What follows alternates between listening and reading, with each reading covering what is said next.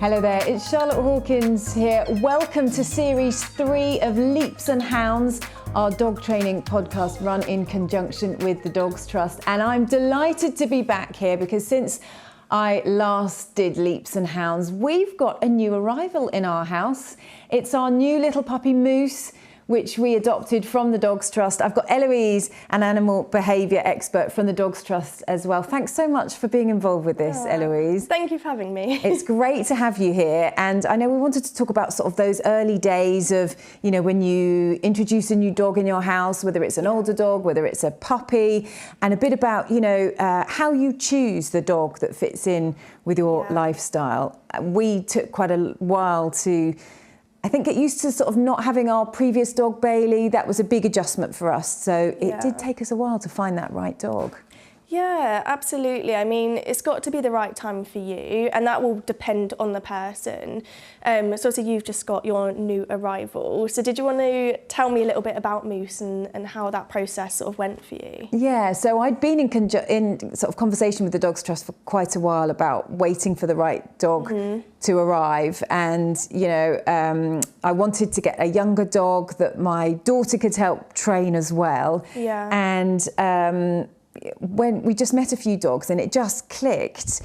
Moose was a litter of puppies that the mum was found as a stray, heavily pregnant. She then gave birth at the Dogs Trust. And when we went to meet the puppies, just completely fell in love with Donkey, as he was called at the time. So he was one of the Shrek puppies. They were all named after Shrek characters. And he was like the tiny little one, not so little anymore, I have to say.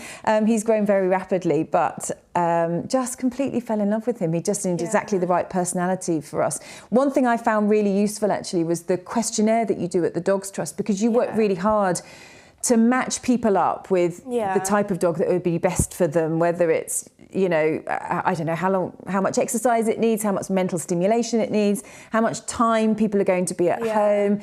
That's a really important thing to consider, isn't it, before people get a dog? It is, yeah. And I think you mentioned you had been on a waiting list for quite a while, and sometimes that can be difficult for people, but it is so important to make sure that we pair the right dog up with the right home. And Dogs Trust has changed their process a little bit, because before you could kind of go online and choose what one you wanted, and it's so easy to fall in love with the type of look that we want. And of course that does matter as well. But when getting a dog, you do need to think about, is it going to be right for your routine, your setup?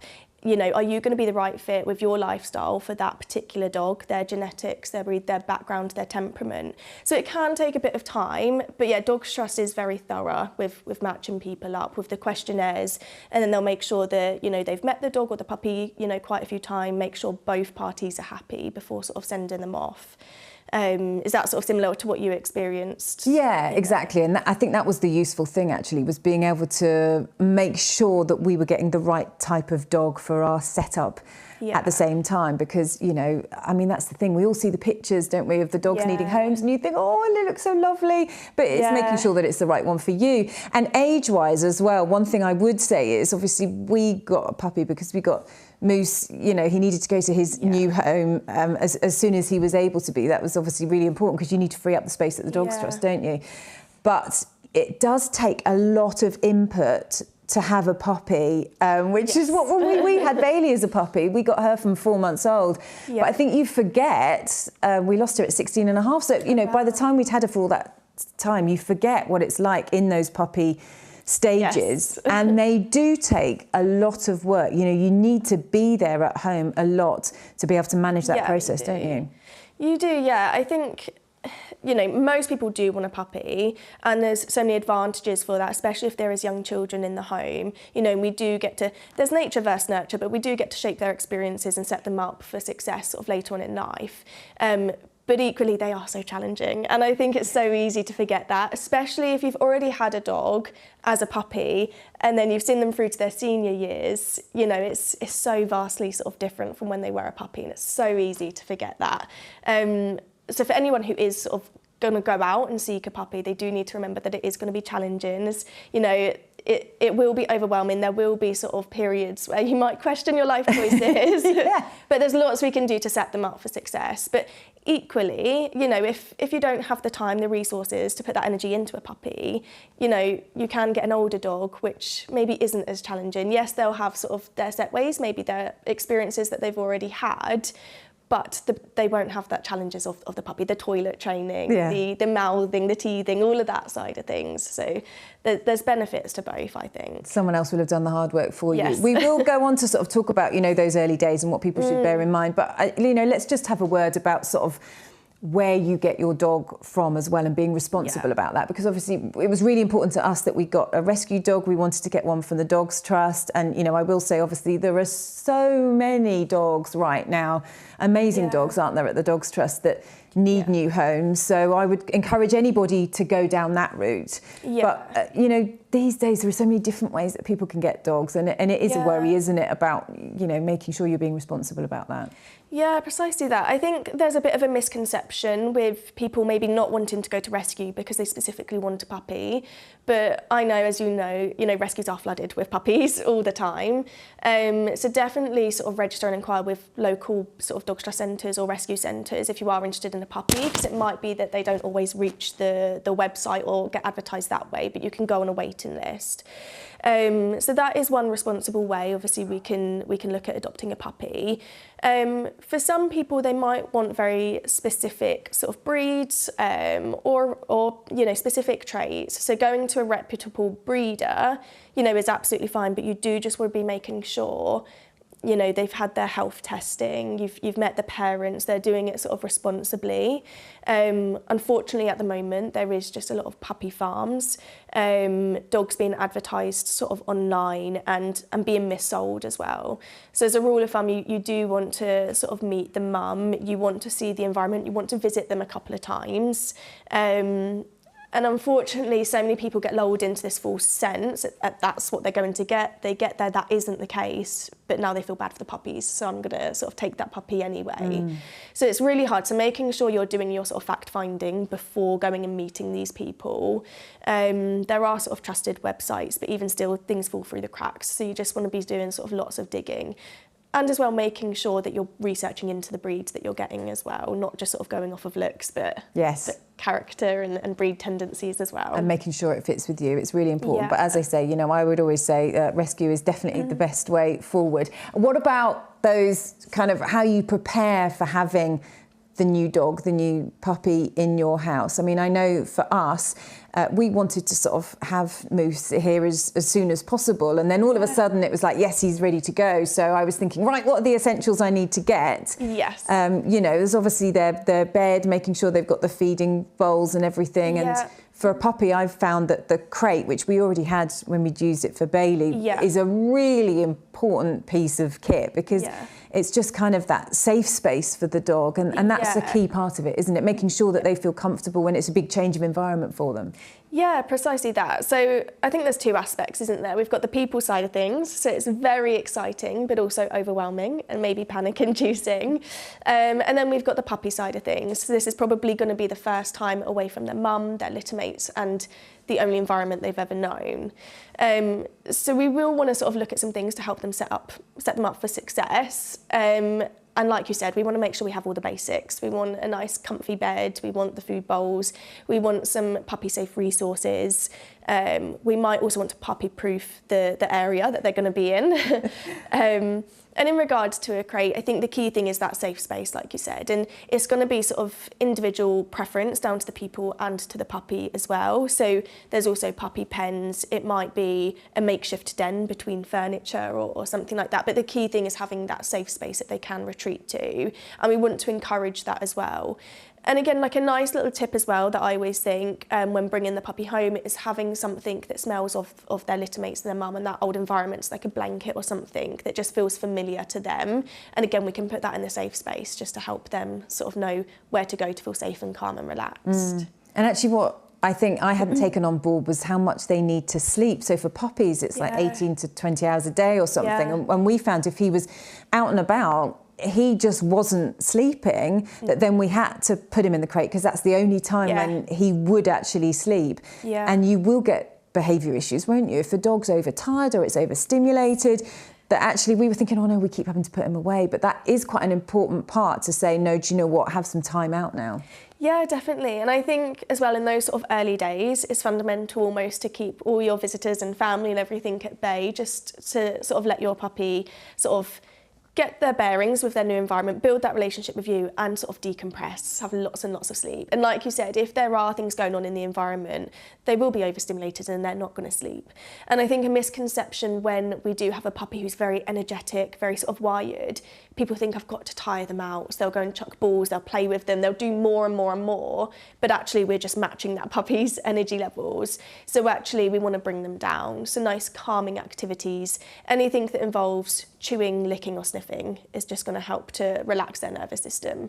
And sometimes we will need to put them in that safe space to help them out, but we might want to do it with a lick mat or a Kong or something just to go, here, chill out, spend 10 minutes with your lick mat, and that's just going to help reduce all those stress levels and hopefully promote a nice calm state so they can sleep. Because yeah, if they are sleep deprived, we will start seeing certain behaviours crop up that may be a bit more challenging. Yeah, because some of the toys, you know, it's good to have a variety, isn't it? You were talking then about the lick mats, so that's kind of like a plastic thing that you can put some food in, isn't it? That takes the dog a while to get the food out. Snuffle mats and things that you can hide the treats in. Kongs are those rubber sort of things that you can stuff treats in, and all of that kind of helps to keep the dog stimulated but reward them at the same time. And one thing I found was really important was that whole puppy proofing side that you were saying. And I think I kind of had just forgotten the fact that they will literally chew anything and everything or just grab stuff. You know, if you've got a towel hanging up, they'll run around with tea towels. And I realised actually for their own safety, you've got to, if they're out, you know, you've either got to completely puppy proof or you've got to make sure you watch them, because there are things like cables or whatever else you just don't want them chewing. And, you know, they're like a baby. They're going to chew stuff, aren't they? You can't really sort of tell them off unless you've cleared the space or been responsible about what they've got access to. Then these things are going to happen. So and it takes quite a while for them to sort of develop that whole, okay, I'm not supposed to be chewing stuff in the house. Yeah, that's the thing. It's a completely natural behaviour. So in a way, we almost do want to tap into it a little bit. So puppies do explore with their mouths, but also in the puppy stages, they are going to be teething. So it is going to be a natural pain reliever to be biting down hard on stuff and chewing things.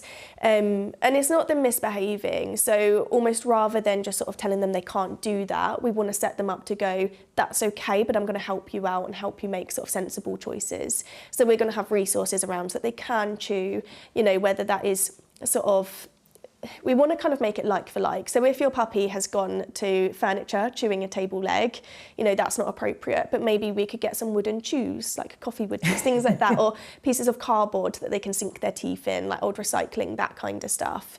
So it's a behaviour that is completely natural, and unfortunately if we don't tap into it, they will find other stuff to chew and sort of if left to their own devices. So we just want to make sure that, you know, we're providing safe outlets for them to do that, and it will die down naturally as they get older. We just have to embrace this stage a little bit, as hard as that Make is. the most of it all. And listen, we're going to come on in the next episode to talk about sort of sleeping through the night, that early toilet training, because obviously that's all really important. And I know there are certain issues that people find really difficult to deal with. And one thing is, for example, the toilet training, isn't it? Which can be a bit stressful. When it comes, though, to sort of patterns and routines, how important do you think it is to set those early on and also being consistent about things? Because one thing I think, you know, we realised is that everyone in your household needs to be 100% on board with you know, the dog you're getting, the fact you are getting a dog, and also everyone's got to be consistent on sort of how you train them on what's acceptable and not acceptable. You know, even things like, are they allowed on the sofas? Are they allowed upstairs? Are they allowed in the bed? Yeah. Dogs really need to know kind of where they stand, don't they? It's when they're most comfortable. For people, I do try to sort of say it's good to sort of have that routine and that structure, because it is going to help your puppy know what to do, what to expect, and to build confidence as well. But equally, it is such a challenging time for people, and I think people can get really worried about making sure they're doing everything right 100% of the time. And especially when you do go online and hear all of this sort of conflicting advice, you know, it's easy to spiral. So I do think, you know, it's worth saying people need to give themselves a bit of grace as well, and have a routine that is somewhat flexible. So there are a few sort of non-negotiables that I would say we want to have really sort of clear sort of structure and do things very consistently with everyone in the household, like you mentioned. So that might be rules such as, you know, no mouthing on the skin. We straight away are going to sort of tell our puppy to do something else. Obviously going on furniture up and downstairs, which rooms they're allowed to go in. It might be good to have predictable sort of feeding times and sleep times and toileting times, again, just to help sort of teach our puppy what we're expecting of them. But with everything else, with play, with your day-to-day, I do think hold space for a little bit of flexibility. Because again, we want to teach our puppies to be resilient. And if we are sort of very regimented, you know, as soon as we can't meet their needs in that aspect, they're not going to be able to cope. They don't have that resilience. So I would say there are a few things we want to keep structured, a few things give yourself a bit of grace and sort of be a bit flexible with. Because that's the difficult thing, you know, you want to be able to be there with them, but there are going to be times where you can't be there. But then I guess if they're used to having you there the whole time, then that's difficult for them. So one thing we found was that even when we were here, we'd kind of pop in and out at different times, so they're not necessarily, you know, thinking, oh, it's time that this happens, because otherwise they get very used to a set schedule, don't they? That's the thing. I think, I'm sure we'll come on to it at a later point about sort of building separation, but that is something we can get going with straight away and sort of teach them to be independent. But within the first couple of days, your puppy has gone through such a huge transition and so much change. You know, the main thing we want to be doing is tending to their needs. So if it is that they want to be close to you, if they are crying and we need to sort of go and tend to them, I would say that's absolutely fine. The first few days, just focus on your sort of puppy's emotional well-being. There's going to be time for that training. You know, after a few days, after they've settled down and decompressed, we can then start sort of building those things in maybe a little bit more strictly than those first couple of days. Yeah, okay. Eloise, thanks so much. That's all been brilliant. I mean, let's sum up for people then what the key messages are from this, because the main thing is really about, you know, that decision to get a dog. Make sure you think really carefully about what type of dog you're getting, where you're getting it from, the age of the dog you're getting, you know, and you can seek advice from people like the Dogs Trust, can't you, about the best way forward with that. Make sure you prepare for your dog's arrival, whether it's kind of getting a crate, getting the right food, getting the right toys, whether it's the puppy pads for toilet training. You know, there are a lot of things to think about the equipment that you'll need. And then settling them in, that whole, I found just kind of trying to keep it as calm as possible and make sure they feel safe is the best way, isn't it? And then try and start off with sort of setting some of those routines so they start to feel a bit more at home. Yeah, absolutely. Good. Well, listen, thank you so much for that. And thanks to all of you for joining us for the first episode of Series 3 of Leaps and Hounds. It's absolutely great to be back, and I'll be telling you more about Moose and exactly what he's been getting up to and how he's been keeping us busy in the episodes to come. But we'll see you again soon. Bye-bye.